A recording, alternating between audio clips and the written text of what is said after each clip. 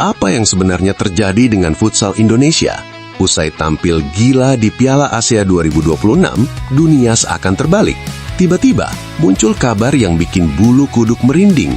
Indonesia disebut sudah masuk jajaran elit 3 besar Asia, melangkahi raksasa-raksasa lama, dan cuma ada di bawah bayang-bayang Iran dan Jepang. Euforia meledak di media sosial. Tapi tunggu dulu, di tengah pesta pora ini, ada satu suara sumbang nan tajam datang dari Uzbekistan. Seorang jurnalis senior bernama Ahmad Muhammadov justru menggunakan momen emas futsal ini untuk menampar keras realitas sepak bola lapangan besar kita. Dia bilang, futsal kalian sudah kelas dunia, tapi sepak bola kalian masih sibuk cari jalan pintas. Waduh, pedas banget bro. Di video kali ini, kita bakal bedah tuntas selama 9 menit ke depan. Apa yang sebenarnya terjadi dengan ranking futsal kita? Benarkah kita sudah selevel Iran? Dan kenapa prestasi futsal ini justru jadi alarm bahaya buat PSSI soal pembinaan? Siapkan kopi kalian, kita masuk ke pembahasannya.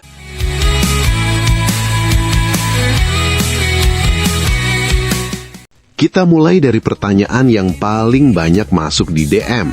Bang, beneran Indonesia sekarang ranking 3 Asia? Kok di website FIFA belum update? Oke, kita luruskan datanya. Jawabannya adalah, secara performa, ya. Secara administratif, belum. Beberapa jam terakhir memang beredar ranking versi analisis independen, seperti Futsal World Ranking non-FIFA yang menempatkan Indonesia di posisi ketiga Asia. Ini bukan angka gaib bro. Analisis ini berbasis pada algoritma real-time ELO rating. Kalau kita hitung poin kemenangan lawan tim-tim kuat di Piala Asia kemarin, posisi itu sangat masuk akal. Tapi kenapa ranking resmi FIFA belum berubah drastis? Nah, ini edukasinya. FIFA itu pakai sistem perhitungan poin berkala, periodik. Update resminya biasanya nunggu 1 kalender matchday selesai semua. Jadi wajar kalau di kertas resmi FIFA kita belum loncat ke 3 besar. Tapi secara de facto di lapangan, banyak pengamat asing sepakat Indonesia adalah kekuatan baru yang menakutkan. Ini mirip kayak kasus di sepak bola. Tim yang main bagus belum tentu rankingnya langsung naik besok paginya. Tapi tren positif ini adalah sinyal kalau kita bukan lagi tim kuda hitam, tapi kandidat juara.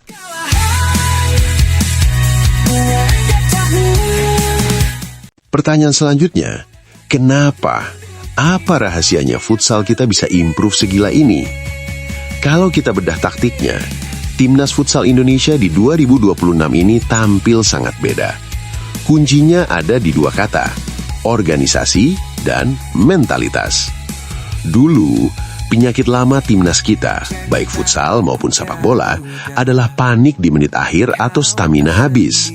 Tapi lihat kemarin, transisi menyerang atau counter attack kita super cepat. Pemain kita gak butuh badan setinggi orang Eropa atau Iran buat menang. Kita pakai kelincahan, kecepatan kaki, dan visi bermain. Organisasi permainannya rapi banget bro. Defense-nya disiplin, pivotnya jalan. Ini membuktikan bahwa secara genetik, atlet Indonesia itu sangat cocok di olahraga yang mengandalkan kecepatan dan kelincahan ruang sempit. Disinilah letak keunggulan kita yang akhirnya dimaksimalkan oleh pelatih. Jadi, kalau ada yang bilang ini cuma keberuntungan, mereka salah besar. Ini hasil dari sistem yang mulai matang. Jangan takut Garuda, tegakkan kepalamu. Nah, prestasi mentereng futsal inilah yang memancing komentar dari Ahmad Muhammadov. Komentarnya viral bukan karena dia memuji, tapi karena dia membandingkan.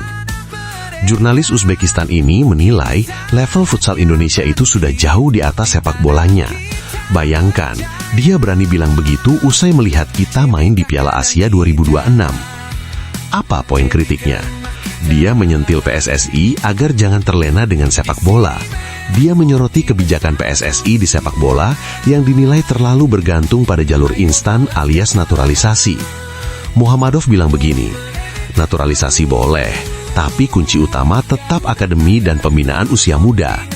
Dia mengibaratkan sepak bola kita seperti membangun istana pasir. Kelihatan megah karena ada pemain grade A dari Eropa, tapi fondasinya rapuh. Kritik ini tajam sob. Dia seolah bilang, lihat adikmu, futsal. Mereka sukses dengan pemain lokal binaan liga sendiri. Kenapa kakaknya, sepak bola, masih harus impor pemain terus buat bersaing?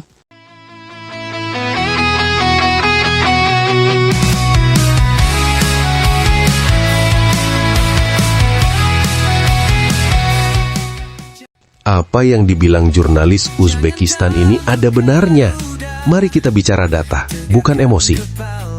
Timnas futsal kita kuat karena ekosistemnya sehat.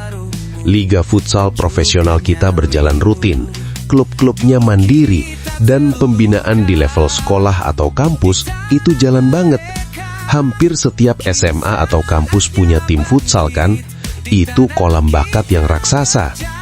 Pemain timnas futsal kita mayoritas adalah produk lokal yang ditempa di kompetisi yang keras. Mereka matang karena liga. Sebaliknya, sepak bola kita di level grassroots masih punya PR besar. Kurikulum belum seragam, kompetisi usia dini kadang jalan, kadang enggak.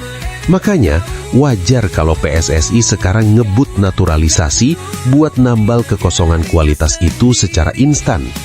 Tapi pesan Muhammadov jelas, jangan sampai obat kuat bernama naturalisasi ini bikin kita lupa makan nasi atau pembinaan. Futsal sudah membuktikan pemain lokal Indonesia itu bisa bersaing di level Asia dan dunia, asalkan sistemnya benar dan kompetisinya sehat. Tatap matamu tajam, tak ada gentar di dada, hanya tegar membara. Jadi, apa kesimpulannya? Pertama, soal ranking. Jangan terlalu pusing dengan angka FIFA. Yang jelas, mata dunia sudah mengakui Indonesia adalah raksasa baru futsal Asia. 3 besar Asia bukan lagi mimpi. Itu adalah target yang sedang kita jalani. Kedua, jadikan omongan jurnalis Uzbekistan itu sebagai jamu. Pahit tapi menyehatkan. Kita bangga punya pemain keturunan yang membela merah putih di sepak bola. Itu sah dan kita dukung.